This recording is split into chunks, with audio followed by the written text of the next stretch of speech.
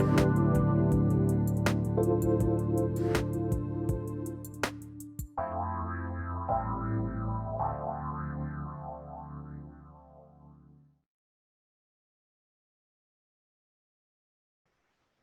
everybody, welcome to Three Things I've Learned with me, Susan Dolci, where we share the stories that shift our souls.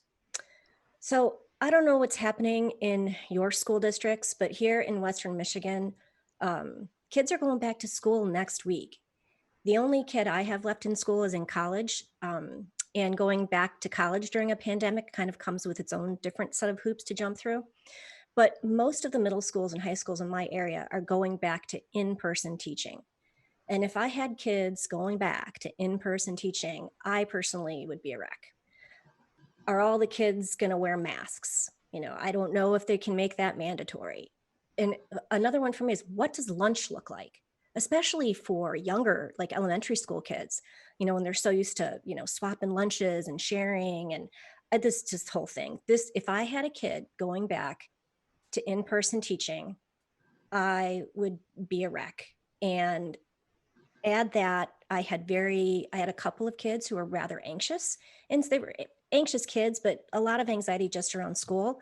And now if you're sending back a kid who suffers from anxiety and there's all these new protocols and guidelines, I'm grateful in a way that I don't have to deal with that personally, but that's why I've really been looking forward to my guest today.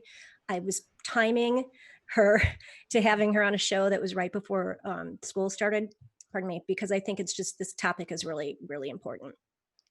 Cheryl Blackington is a certified mindfulness instructor and the creator of teensjustbreathe.com, offering online mindfulness programs to youth and young adults. She brings 35 years of teaching experience in the public schools to her mindfulness teaching, as well as a wide breadth of training experiences, mindfulness teaching experiences, and personal mindfulness practice. She's affiliated with the Grand Rapids Center for Mindfulness and offers a variety of classes and workshops on her website and through Grand Rapids Center for Mindfulness. Cheryl, thank you so much for being on the show today. We've got a lot to talk about. You're so welcome. I'm honored to be here, Susan. Thank you. Thank you. And I just want to let everybody know before we dive into this conversation, which I'm anxious just thinking about this. Cheryl has been generous enough to give away one free youth mindfulness class to the first listener to call into that show. And that number is 1-800-930-2819. So if you call in, the producer will take down your information and share that with Cheryl, and she will get back to you. So let's talk about how parents and kids and teens and college kids are all sort of like suffering through this pandemic. Like, I can't imagine what your practice must look like right now. I would think there are a lot of people coming to you looking for help. Mm-hmm. Yeah, well, I think what I'm seeing is what we're all seeing is we are all so stressed. We're just at the tip of the breaking point, and some of us have already gone over that a number of times, depending on your stage of life. If you are a parent right now and you are actively parenting and working and taking care of your kids, that is a huge stressor. If you don't have a job, that's a stressor. If you're getting ready to send back your kids to school, like you said, that is a huge stressor. So there's so much. I've really been writing and talking a lot about this, so much that we don't have control over right now. Everything's very, very uncertain. And that does not create us to feel like calm people when those circumstances are present. That, it just heightens our awareness and our reactivity to everything that's going on around us. And of course, it's not just the pandemic. There's a handful of other major issues that are happening at the same time. So we know that mindfulness was made for these times. We know that mindfulness is not a magic wand. It's not for everybody, but it certainly will bring in some really strong skills that you can fall back on when times are tough, like this. I liken it a lot to lifting weights. So we don't start lifting weights with 50 pounds, I'm probably still at a 5 or 10 pound weight, but you do, the same thing goes for mindfulness. You can't wait till you're in trauma mode to go, oh, I'm going to practice mindfulness now, because it really won't work. You haven't put in the time. Mhm. Mindfulness will change your brain. It reorganizes it. It helps lessen some of the reactivity pieces of our brain and strengthen the parts that will help us calm and maybe rebound more quickly into a state of more calm. That being said, I've been practicing for 9 years now, and I do feel my body is stressed. I feel that. I think we all feel that in the air. So, mindfulness will help us be more aware of what's happening and will help us, bring it to the parents or as an adult or as a kid, or as a youth, which are all the different ages that I work with. Do you see this as, I mean, do you work with teachers a lot? I mean, are there ways, or are there teachers that are bringing this into the classroom? There are. And I have a colleague, Patty Ward, who does a lot of work in that area. She works with mindful schools. So, those teachers who are out there who would really like to learn how to do this, I just told someone about that today again. Mindful Schools is an online program that will train teachers. We believe that you have to have your own practice first. Mhm. I know as a former teacher, I was the first to run out and grab stuff and make it my own and, recreate but we believe very strongly that you have to have your own practice, because I could talk about this as till I'm blue, but if I don't do it, I will not have any differences. Mhm. So Mindful Schools does hold that belief, and they do provide a training for you to become like understand how to do it yourself and then move on to how to help others. I have worked with teachers in the past. In fact, I'm doing some professional development coming up this week soon. So, there's a variety of ways to go at it, but the best way and is always to seek out those who are experts or trained or certified in order to help you establish a practice, and then find out, well, how do I go about teaching this or working with kids?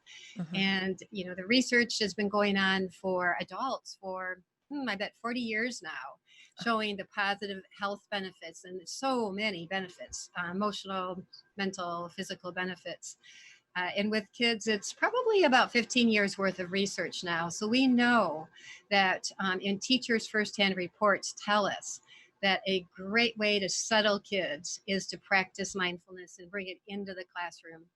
When I was first starting out, mindfulness was seen as a threat. It was seen as a Really? way of, it was a religion. So I Oh. really want to stress that it's not a religion. You can have any religion you'd like. This is like a brain training. That's what you're Mhm. doing. You're developing skills. So yes, there are ways for them to reach out and find, and they can contact me as well, because as I said, I do that kind of work as well.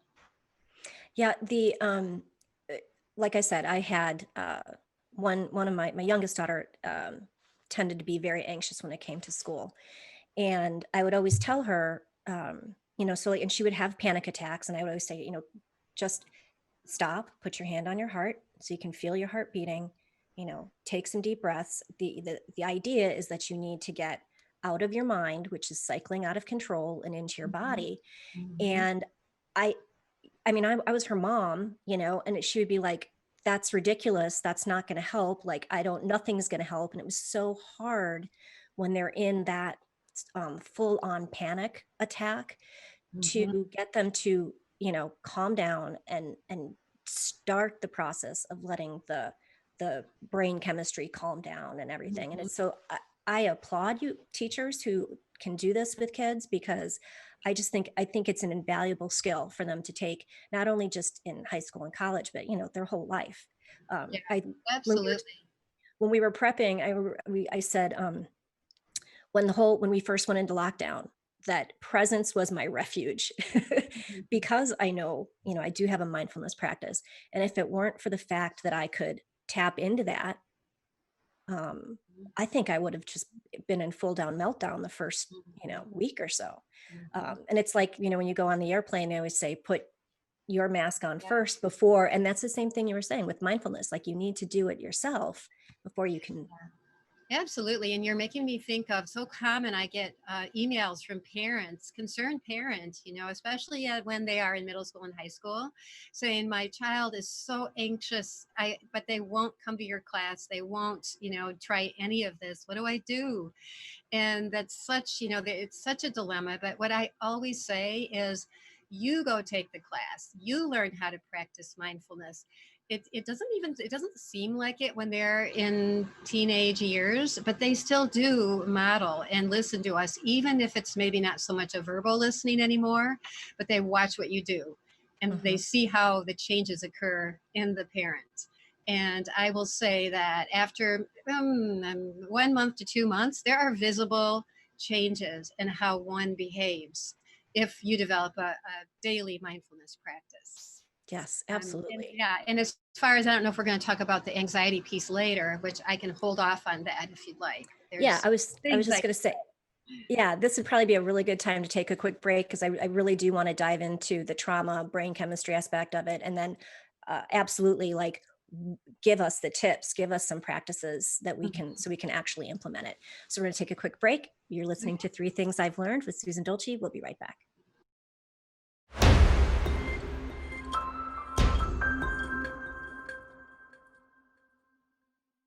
We're back on. This is Three Things I've Learned with Susan Dolci, and my guest today is certified mindfulness instructor Cheryl Blackington. And we're discussing how this pandemic is affecting kids and parents in this whole back to school scenario. But before we get started, two important housekeeping things. Cheryl is giving away a free youth mindfulness class. That's an online class to the first person who calls into the show. And that number is 1 800 930 2819. And Cheryl, where can people connect with you? Right. Yes, they can go to teensjustbreathe.com. So direct registration can happen there, but they can also, if they're familiar with the Grand Rapids Center for Mindfulness, as you mentioned, we're affiliates, so they can also find me there. They'll find the youth classes and then also the mindful parenting classes on that website. So Grand Rapids Center for Mindfulness or Teens Just Breathe. Yes, and you've got some coming up soon here. So, Yes, I do. yeah, Hmm. perfect timing. Yeah. Everybody needs mindfulness right now. So, before break, we were talking about the sort of like the chemistry of what's happening with anxiety when you're having an anxiety attack or panic Hmm. attack. And what I found fascinating was when you said that mindfulness practices actually rewire those, the rewires the brain. So, can you Hmm. talk some more about that? That's fascinating Yeah. to me. Absolutely. So that term is called neuroplasticity, a big long word, which really means rewiring the brain. And scientists know that through the studies of putting active meditators into MRIs. And they do this series of testing where they can see what's going on in the brain. So what we know is that in our brain, when we whatever we do frequently, think of it as a highway or as a pathway, that highway or pathway will get larger and larger and larger. And then that turns into a habit. So if we have a positive, healthy habit, that's wonderful. That will be easier for us to accomplish. If we have a habit that isn't healthy, such as rumination or catastrophizing, which is what's going on right now with all of us in this anxiety state that we're in, that pathway will get larger. And it literally will not take much to ignite what I'm going to talk about next, which is the three major parts of the brain that really we work with in mindfulness. And I'm going to use some pretty simplistic terms, and I use it with all ages just because it's easiest for everyone to understand this way. And I'm going to borrow a hand signal from Dan Siegel, who's a researcher in mindfulness. So, our three parts of our brain, I'll start with, is our amygdala, which is my thumbnail here. And this is left over from our prehistoric days. It's the fight, flight, freeze mode of operation. It was designed to keep us safe. So whenever our body picked up signals of distress or danger, it would spring into action. Now, it's all good because that's how we evolved. But unfortunately, now it thinks extreme worrying is danger or, strong emotions is danger. So all of those things will cause the amygdala to take over essentially our brain. And all we are left then with is fight, flight, or freeze. And they say that adults are probably functioning at least 50% of our day in the amygdala, which is very frightening that we are not using our higher level thinking skills in order to solve the problems that we have coming across. And I think now the pandemic, probably we operate much higher in the amygdala and all the other things going on in our life. So, what we know and the power of mindfulness is that by breathing and establishing this mindfulness practice, we can slowly reintegrate our brain. And here is our prefrontal cortex, which is this forehead area of our brain. This is the CEO, the higher level problem solving. This is where we want to be as functioning adults. And we can be there when we are calm. So by practicing mindfulness, it brings about this reintegration and we're able to access different parts of our brain. I also go into with especially with kids and teachers whenever test anxiety is present, which is something I worked with a great deal with students that I worked with. There's also the hippocampus, the memory center of our brain. And whenever we call it flip our lid and the amygdala is activated, whenever that happens, we also really sever our ability to recover our memories.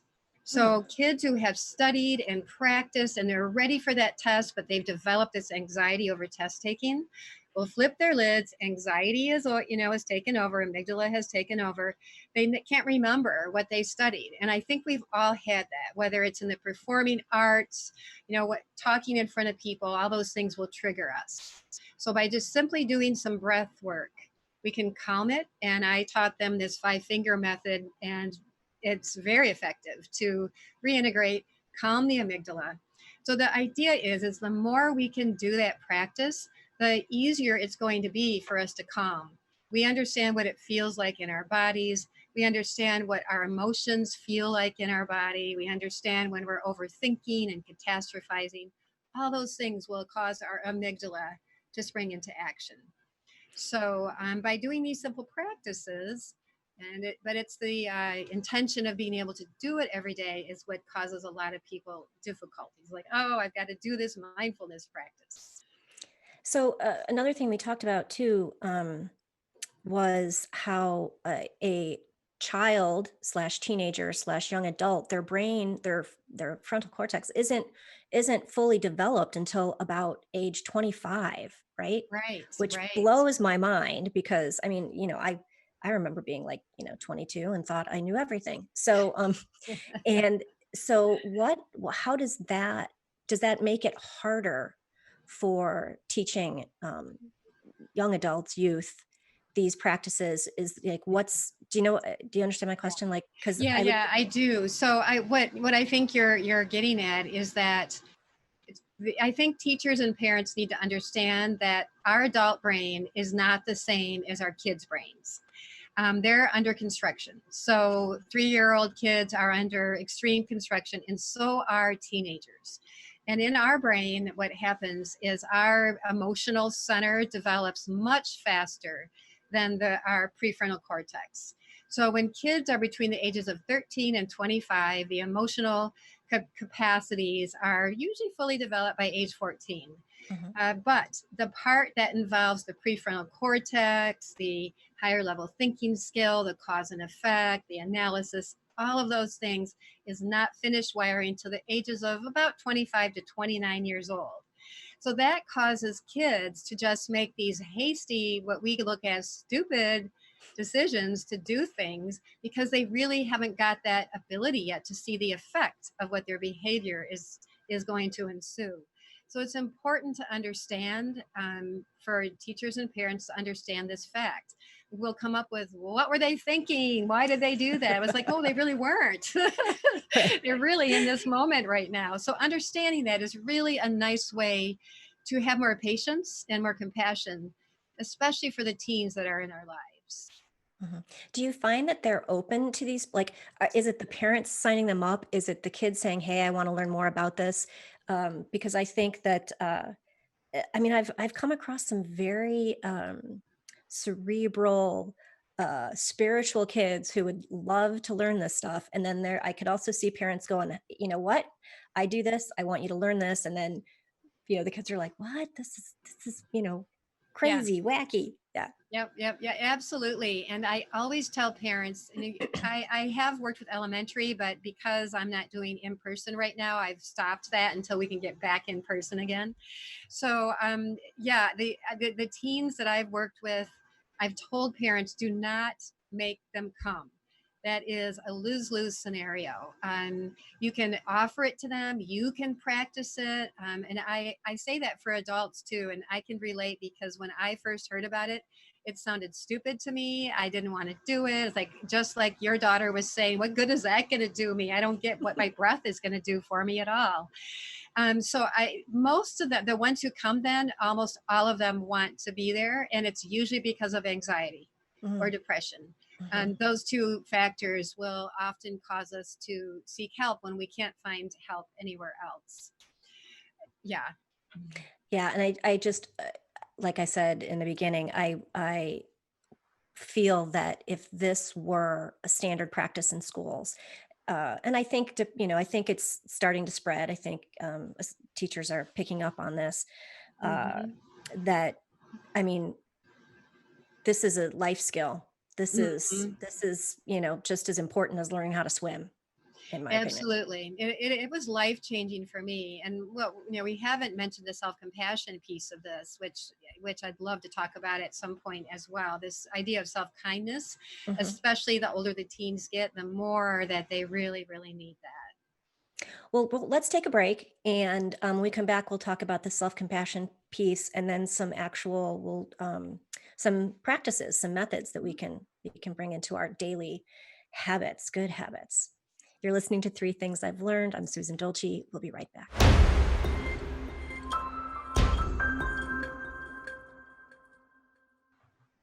Welcome back. This is Three Things I've Learned with Susan Dolci. We're talking with Cheryl Blackington today about mindfulness practices and self compassion.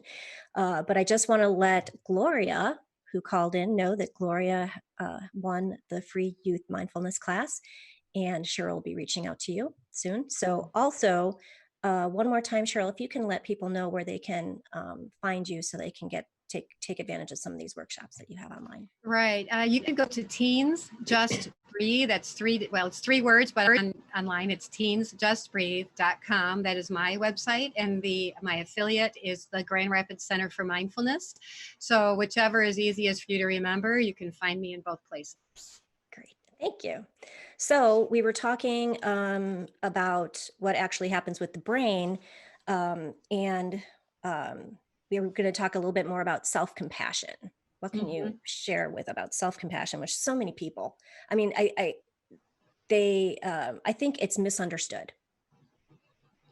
It is. And it is one of those pieces right now that would so help all of us. It is probably what I practice more than anything right now. So, how I liken it is mindfulness is the skill to develop our awareness of what is already present in our lives. So, to identify what we're feeling or identify what we're thinking or identify if we're overthinking or worrying, identify the physical sensations in our body. So, mindfulness allows us to develop those skills to notice what we normally don't notice. Like before I started, I used to call myself a talking head, where I was just running around, totally disconnected from the rest of me. And I think most of us probably go around like that. So, mindfulness helps us bring that awareness with kindness and patience. And then the self compassion piece is, well, what can we do about what we're struggling with? What can we do with this pandemic right now? What possibly is there that we can do? So we take a stock of what our needs are, what we're feeling, and then what we need. So we might need, for instance, some food or a break or a rest or some exercise. Those are just our basic human needs, or social connection. We might need that. So self compassion gives us some of the practices for how I look at it as how we would treat our best friend or how we would treat someone that we really loved. Do we treat ourselves the same way? And most of us beat ourselves up relentlessly all day long. We're not measuring Mhm. up. We're not as good as this person. We'll never be able to do that. Oh, we're a failure. All of these inner critic thoughts that go running through our head all the time. Self compassion helps us address that and treat ourselves in a kinder way. So we have a variety of different practices that help us get there. But I guess maybe a really easy one to remember is first we bring to awareness what we're struggling with and just name it, such as anger is here, frustration is here, sadness is here. So we name that, whatever the feeling is that's happening in us. And then we remember that we are not alone. In fact, with this pandemic, we can clearly see we are all so interconnected with one another. Mhm. We are all so connected. Everybody is struggling. We are certainly not the only ones in this case. And when I work with teens, they tend to think they are the only ones, like they're all alone. If anybody else knew what was wrong with them, then, and actually, everybody has trouble. Mhm. At any given time, you're going to see thousands or millions of people struggling. And then the last piece again is what can you do? How can you take care of yourself? It might be what just a soothing touch, we call it, where you just simply place your hands on your heart or on your belly, or you take a nice breath and close your eyes and just take a breath in a minute. Pause for 1 minute will make a world of difference. So, yeah, self compassion is just taking stock of how we can care for ourselves. And if it's not immediate, maybe it's that evening or maybe the weekend you can look forward to. Okay, here I get to do this. This is something I can hang my hat on and I know I can do. At some point, we're giving ourselves that message of self care and that we're important. Mhm. And being a life coach, it never ceases to amaze me that people forget that feelings are for feeling. Feelings aren't for stuffing down or, putting in a box or pretending away. Feelings are there to feel, and they come with a lesson, and they come with information for you to pay attention to something that's happening in your body or in your life.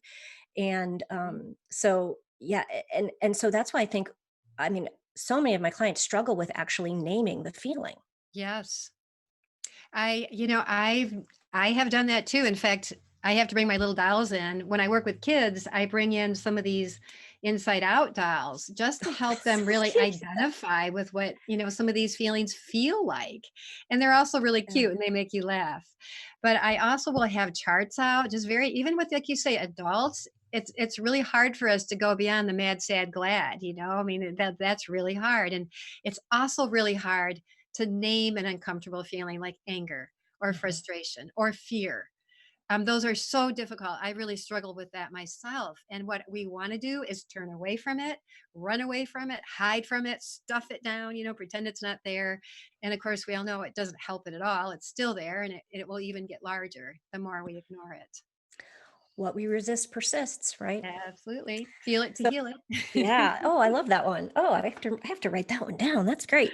Um, I was talking with my trainer the other day, and she mentioned because so we meet outside. We used to meet at the gym. Now we meet out in a park. That's the only way we can do that here. Yeah.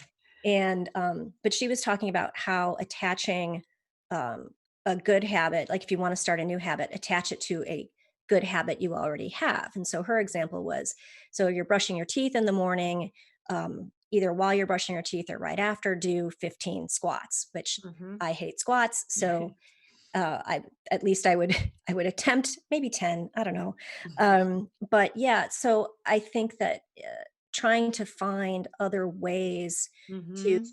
actually make it a good habit, because Hmm. that's a struggle in and of Yeah. itself. It really is a struggle. I think set that intention like you're talking about. And we could actually piggyback onto your example because we use something called mindful moments where you do something that you already do a lot of. Now, maybe it's brushing your teeth or doing those squats or washing your hands, or washing your hair, but rather than just go, and now I'm done. And meanwhile, I've been multitasking and thinking about 1,000 different things. So I'm not even really sure if I did wash my hands or if I did put soap there or how long it occurred. So mindful moments means that you literally bring your attention on the act of washing your hands, feeling the sensations, feeling the temperature, feeling maybe the softness and the soapiness of the whole thing. And while you're doing that, you just breathe and Mm, maybe you do that for a minute. And it's a good way to get started. We all have to wash our hands a lot these days. And so by doing it mindfully, you're already starting to plant those seeds and give yourself this really needed break, compassionate break of taking care of yourself. Is there a practice that you could recommend that works well with kids? Or Yes.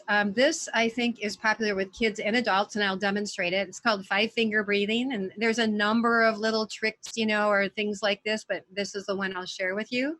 So basically, when I teach them, and this I've really connected with the test anxiety piece, something they need immediate relief from.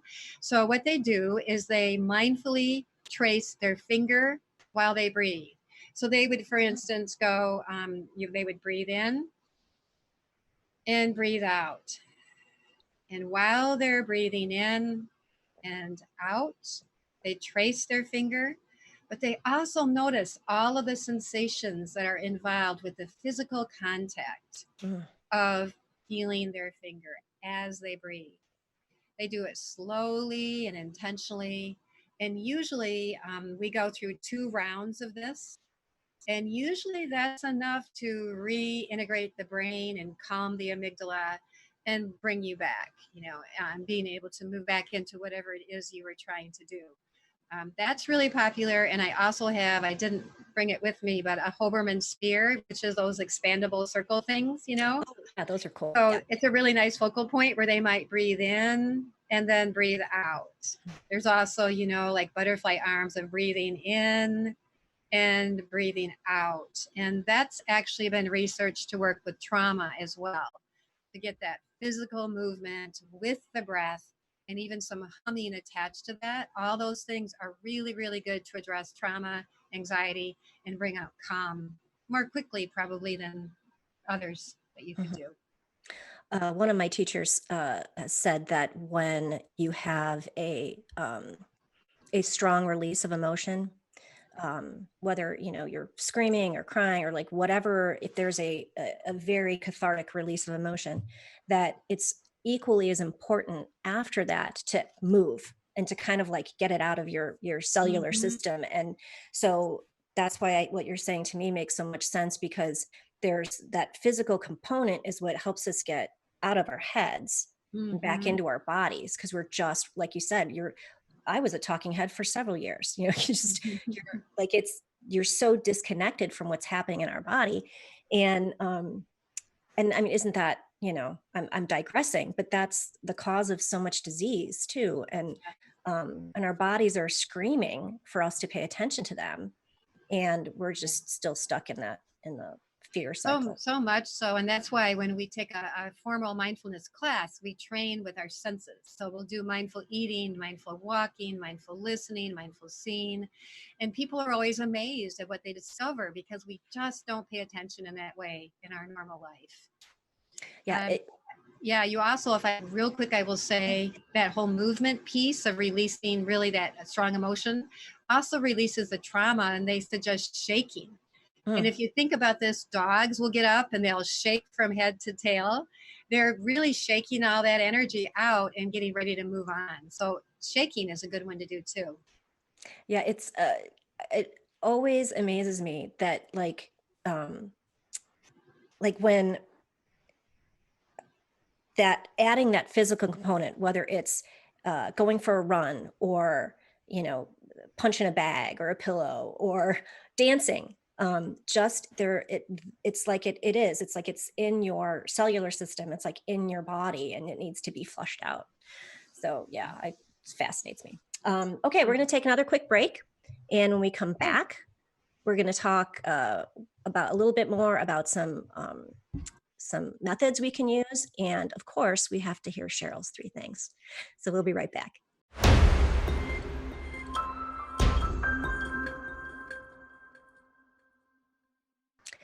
Welcome back, everybody. Today, we've been talking about how to bring more mindfulness and presence into our lives to help cope during these crazy, uncertain times. And my guest today is Cheryl Blackington. Um, She is the creator of teensjustbreathe.com. If you want to find out or want more information on her online classes, she's got a couple coming up for different age groups. I also personally took her mindful parenting workshop, which I was blown away. It was great. I kind of thought I knew a lot about mindfulness and I learned more. So I just Mhm. highly recommend Cheryl's workshops. Yes. So we were talking about self compassion and mindfulness practices. And one of the things that you wrote in an article recently was about setting up a schedule for your family, like how to create a compassionate weekly schedule for your family. And I'd love for you to talk about that. Yeah, thank you. Sometimes it's the simplest things that we forget about when things get out of whack for us, and I include myself in this too. If I've had a troubling week, maybe I forgot to get my exercise in. That's really big for me. Or maybe I wasn't eating well, or I wasn't socializing. Those are some of the examples. But as far as families go, we know right now that it's difficult. There is, no matter whether you are at homeschooling or you are at school or you're hybrid, whatever it is, it's less than good. Mhm. So people are very, very stressed about that. So what we can do is we can notice that this is really difficult. This is really hard and I don't like it, but that's the way it is. So sometimes when we continue to fight with, there's something we can't do anything about, is when we start creating more suffering for ourselves. So noting that it's difficult, maybe we have to say that 20 times a day. This is hard. This is really hard. Oh, this is hard. So we name it. What is Mhm. that? That's difficult for us. And then when we're feeling calm, figure out what is needed to make your week just be workable or goodish or good enough. I think we all need to let go of all these fantastic, homemade lunches that we have all prepared for our kids, and everything they have to do. I think we need to delegate to our family members, and we have to just accept the fact that it's probably not great right now, but we're doing the best we can. And that being said, there are things you can build into your day or practices throughout the day, like the mindful moments, just setting your watch or your phone to every hour, every 2 hours, you're going to take a breath break. You're just going to pause and breathe for 1 minute. It's amazing what that can do for you. But you get your exercise in. If there's a homework time, find a way. And the older the kids are, the more you have to build them into it. One of the things that I talk about a lot in mindful parenting is creating transitions, Mm. that the times that are going to be the most difficult for your child, whether it be getting to their homework or quitting their computer game, whatever those high stress moments are, see if there's a way that you can find to transition in and out of those. And one I always talk about is join their world, come and sit with them, Mm. be with them, just observe them, just sit there and join their world, and they're more likely to join yours and what you want them to do. But take it easy, let go of a lot of the high lofty goals that you have. Take it a minute at a time if you need to, and just know this is hard. Everybody else is having a rough time. Reach Mhm. out for social support when you can. And I came across in a trauma training that I did something that I think is so valuable. I'm going to mention it right now. um, so this would happen at the end of a day, maybe with an ally that you could find that you could talk with. And this is meant to be short and quick. So the first step is, what bothered you today? What did you struggle with today? What disturbed you today? And it's not meant to for the other person to launch into, well, he said and she said and blah. It's not that. It's a simple, it was difficult. It was a struggle. That test was hard. Whatever, just name it very shortly in a sentence. And then move on to, how strongly is this impacting you on a scale of 1 to 5? Just how hard is this? So rate it. And then move into, what do you need? And as I mentioned earlier, maybe you need a little break. Maybe you need to Mm. eat. Maybe you need to walk.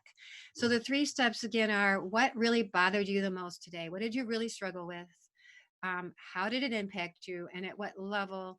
And then what do you need? And it's meant to do that whole mindfulness theory where you name it to tame it, you feel it to heal it, and then you take care of yourself and you let it go. So yeah, those are a few things that people can do, and I think the biggest thing is accepting this is really hard, and wherever you can find support, find it. Well, yeah, and especially for, here I started this with feeling anxious for people who had to send their kids back. And Mhm. there's just as much on the other side anxiety over um, online school and having to, be the teacher, create a situation, set up a place for your child Mhm. to be able to successfully learn online, which is that's a whole different show. Mhm. um, Absolutely. yeah, so I think that's great advice.